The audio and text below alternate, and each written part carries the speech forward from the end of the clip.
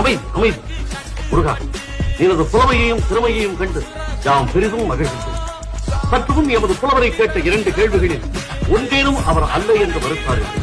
அந்த 2 கேள்விகளில் ஒன்றேனும் என்னால் மறுத்துக் கொள்வேன். எம்மால் இரண்டையுமே மறுக்கும். அரசே, ஆத்தான புலவரின் தாய் மலடி அல்ல என்று கூறினார். ஆனால் அவள் மலடிதான்.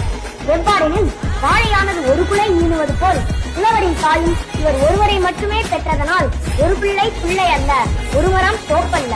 அத்துடன் ஈன்ற தாயை காப்பாற்றாது உடுத்தவர் இப்புலவர். ஆதலால் தாயை காப்பாற்றாத பிள்ளையை பெற்ற தாய் பெற்றும் பெறாத மலடியே. நமது 2வது கேள்வி. நமது அரசர் புண்ணியவான் என்று கூறினார்.